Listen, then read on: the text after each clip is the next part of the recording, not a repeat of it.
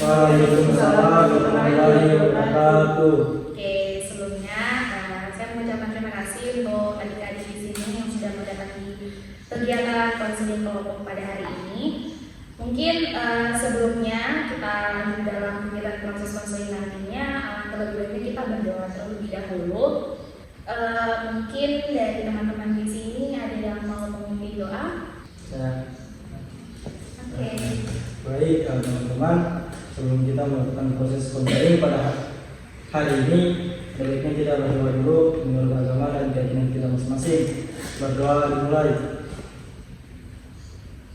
Berdoa selesai. Oke, terima kasih. Karena tadi kita sudah berdoa, maka kita lanjut ke selanjutnya, yaitu kita perkenalan terlebih dahulu. Mungkin dari teman-teman di sini kan mungkin ada yang belum saling berkenalan, jadi alangkah lebih baiknya kita berkenalan terlebih dahulu. Dimulai dari saya. Jadi perkenalkan, nama saya Tiara. Di sini saya selaku guru BK di sekolah ini dan juga saya sebagai pemimpin kelompok dalam proses konseling kali ini, dan mungkin akan dilanjutkan dari sebelah saya. Nama saya Muhammad Azam. Perkenalkan, saya Serdiana. Perkenalkan, nama saya Vita Peggy. Perkenalkan, nama saya Wahyu. Oke, jadi sudah perkenalan di sini kan, di sini ada Azam, di sini ada Elisa, Yovita, sama Wahyu. Oke, jadi teman-teman di sini sudah tahu atau tidak apa yang akan kita lakukan di sini? Belum. Oke, jadi di sini saya akan menjelaskan sedikit apa itu kegiatan konseling kelompok. Jadi konseling kelompok itu merupakan sebuah bantuan yang diberikan oleh seorang konselor atau pemimpin kelompok di sini yang berada di dalamnya dan anggota kelompok juga, dan di mana nantinya di dalam proses pelaksanaan konseling kelompok ini juga terdapat dinamika kelompok. Nah, jadi permasalahan yang disampaikan dari adik-adik nanti itu nanti akan kita selesaikan melalui dinamika kelompok. Oke. Di sini adik-adik tahu tujuan untuk membantu menyelesaikan permasalahan dalam kegiatan ini, dan di sini kita juga mempunyai beberapa asas.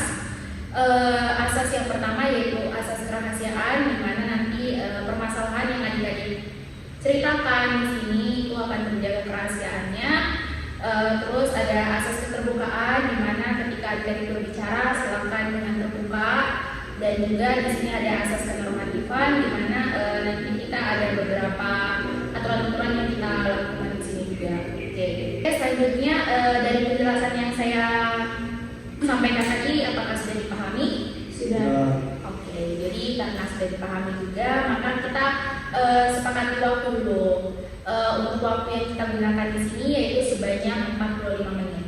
Oke, jadi karena kan kita sudah menyepakati waktu selama 45 menit, selanjutnya kita masuk ke kegiatan ice breaking. Mungkin biar kita juga lebih rileks, tidak tegang. Oke, jadi di sini saya punya ice breaking itu pagi, siang, sama malam. Jadi kalau misalnya pagi itu tepuk 1 kali, kalau siang tepuknya 2 kali, dan malam itu tepuk setengah. Udah paham? Oke, jadi kita coba dulu. Oke, tepuk pagi, tepuk siang, tepuk malam, tepuk pagi, tepuk siang, tepuk siang, tepuk malam. Oke, jadi kita coba tadi percobaan. Sekarang kita sudah serius. Oke, jadi tepuk pagi, tepuk siang, tepuk malam. Oke, jadi karena di sini juga kan kita sudah selesai sedikit.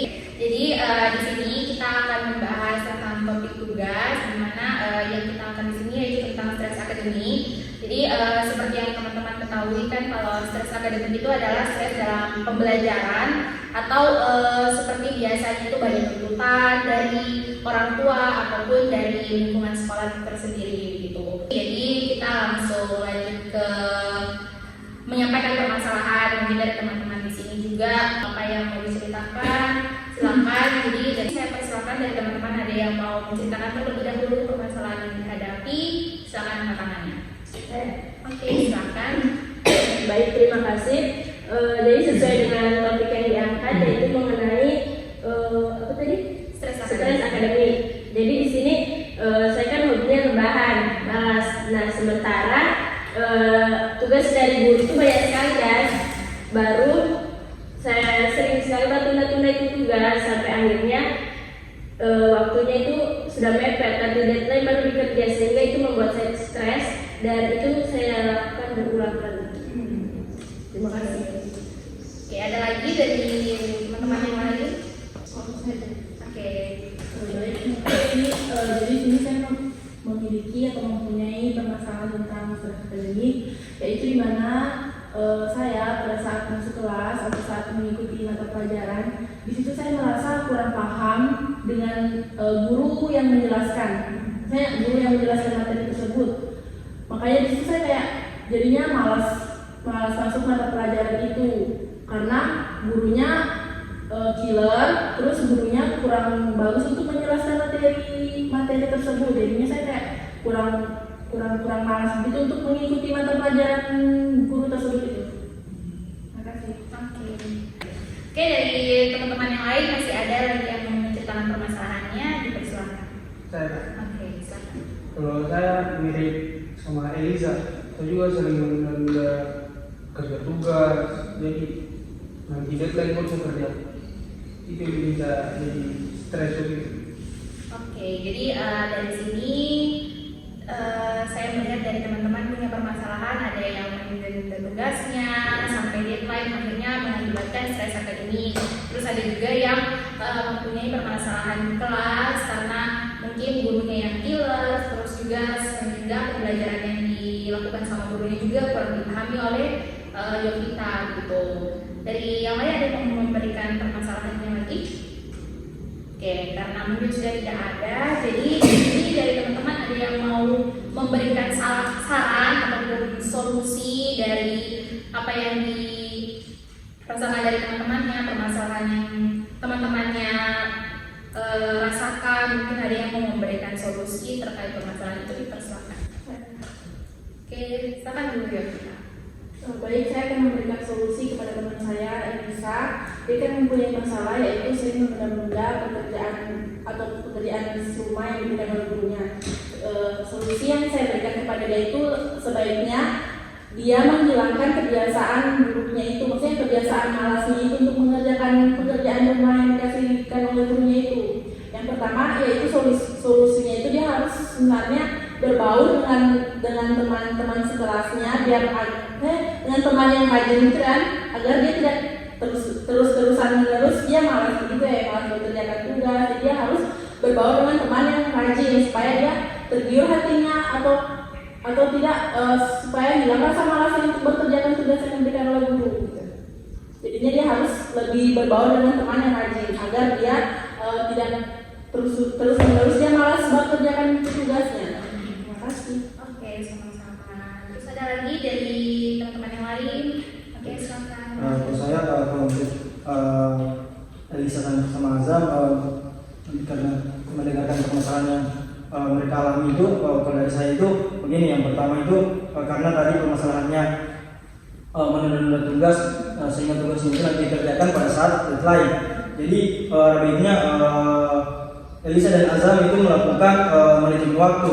Jadi disusun, kalau bisa dibuat dalam sebuah tulisan atau catatan. Seumpamanya di hari ini saya ada tugas ini, di hari berikutnya saya ada tugas ini. Jadi disusun manajemen waktunya itu disusun. Hari ini saya mengerjakan tugas ini di jam sekian. Di jam sekian saya harus istirahat tidur, di jam sekian saya harus makan atau kegiatan lainnya, sehingga tugas yang dikasih dari sekolah itu tidak menumpuk dan tidak nanti sudah dekat deadline baru dikerjakan. Kalau yang dialami oleh Yovita tadi itu karena dia tidak mengerti tentang mata pelajaran yang dibawakan oleh guru tersebut, dan karena gurunya itu tidak begini. Yang pertama itu cintailah dulu gurunya supaya mata pelajaran yang disampaikan ke kita itu masuk ke kita. Yang kedua itu permasalahan yang kedua tadi yang dialami itu aku sudah tidak paham dengan materi yang dikasih. Ada baiknya Yovita pada saat pulang dari sekolah mengulangi kembali mata pelajaran yang telah didapatkan di sekolah, dan kalau bisa juga dia Yovita menanyakan ke teman-teman yang lebih mengerti tentang mata pelajaran tersebut. Sekian. Oke, jadi dari teman-teman yang lain masih ada? Cukup. Oke, jadi betul dari kedua teman kalian tadi sudah ada yang menyampaikan saran solusi terkait permasalahan yang kalian hadapi, dan itu benar yang mereka katakan bahwa ketika permasalahan misalnya tadi mengerjakan tugas, akhirnya ketika sudah waktunya deadline juga jadinya sudah stres sendiri gitu. Jadi yang dibilang sama kita betul kan, maksudnya dari yang kita bilang tadi itu bahwa coba kita berbaur ke orang-orang yang mungkin rajin untuk mengerjakan tugas itu. Jadi kita dengan begitu akan terbawa juga begitu. Dan terakhir juga dari Wahyu tadi sampaikan bahwa coba disusun time schedule yang kita mau lakukan gitu, biar kita tahu oh saya hari ini mau apa, saya ini mau lakukan apa, biar saya tidak pekerjaan yang kalian lakukan itu tidak berantakan begitu. Dan juga betul yang dibilang sama Wahyu juga terkait yang permasalahannya Yovita bahwa tidak paham terkait pelajaran yang di sekolah begitu. Nah, solusinya ya coba Yovita lakukan di rumah lagi, belajar lagi di rumah. Jadi kayak jangan sampai di rumah misalnya Yovita tidak paham di sekolah, terus misalnya pas sampai di rumah Yovita kayak sudah berdoa amat kayak gitu. Nah, seharusnya Yovita di rumah belajar lagi, coba lagi pelajari ulang pelajaran tersebut biar lebih paham. Kalaupun misalnya Yovita masih belum paham, boleh ditanyakan ke teman-temannya kayak begitu. Selain itu juga sebenarnya dari teman-teman biasa kan saya juga jadi stres lantaran permasalahan itu. Nah, teman-teman itu sebenarnya bisa juga melakukan itu dengan dengan di waktu-waktu yang santai. Jadi kayak misalnya contoh teman-teman sudah mumet ini, banyak pekerjaan, banyak tugas. Nah, jadi teman-teman itu bisa bawa pindah tempat pembelajaran itu, misalnya kayak jangan hanya di rumah, jangan hanya di sekolah, tapi bisa pergi ke kafe dengan teman-temannya melakukan kerja kelompok. Jadi kayak membuat suasana baru begitu. Akhirnya teman-teman juga jadi tidak stres kan gitu. Nah, itu jadi saran dan solusi dari saya, dan itu juga dari teman-teman itu semoga bisa menjadikan perubahan dari teman-teman semuanya begitu. Jadi bagaimana dengan adik-adik di sini yang mengalami stres akademik tadi? Bagaimana sekarang perasaannya terkait solusi dan saran yang diberikan tadi? Mungkin dari Elisa, dari Ajeng atau dari Yovita?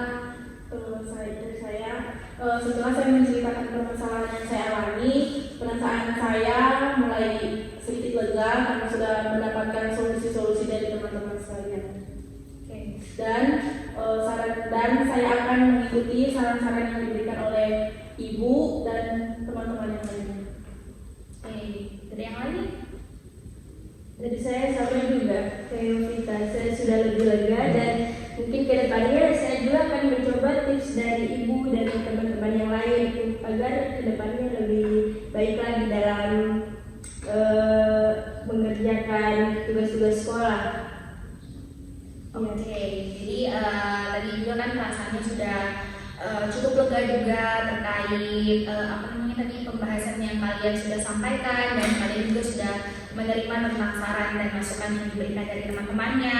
Oke, jadi di sini mungkin ada yang bisa disimpulkan terkait proses konseling kita pada hari ini. Dipersilakan. Saya, oke, silakan. mungkin kesimpulan dari saya pada konseling hari ini, dari masalah yang sudah saya alami, Yovita alami, itu kita bisa mengatasi dengan tips-tips yang sudah diberikan oleh ibu juga saudara Wahyu, yang mana kedepannya kita lebih bisa meningkatkan minat belajar kita juga, baru kita juga jadi lebih berkurang stresnya kita karena sudah tidak menunda-nunda lagi pekerjaan sekolah. Mungkin itu saja. Oke, jadi betul sekali juga yang disampaikan oleh Elisa tadi bahwa kesimpulan dari proses konseling kita hari ini memang ketika kita punya banyak tuntutan baik secara akademik ataupun di lingkungan sekitar kita, maka kita harus tahu juga bagaimana caranya kita menyelesaikan permasalahan itu, dan juga apalagi kita harus menghadapi kesetresan dalam pembelajaran gitu kan, pasti juga cukup susah, dan yang tahu menyelesaikan permasalahan ya cuma kalian sendiri begitu, karena kalian juga yang hadapi gitu. Oke. Jadi sampai di sini ada lagi yang mau ditanyakan?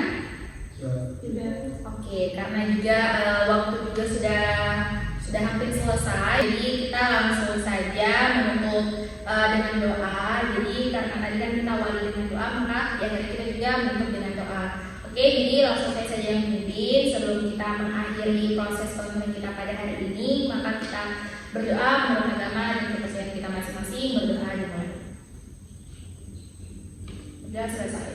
Oke, sekali lagi saya ucapkan terima kasih kepada teman-teman yang sudah menyempatkan diri untuk hadir dalam proses konseling kelompok pada hari ini. Saya ucapkan terima kasih dan saya tutup. Wassalamualaikum warahmatullahi wabarakatuh. Waalaikumsalam warahmatullahi wabarakatuh.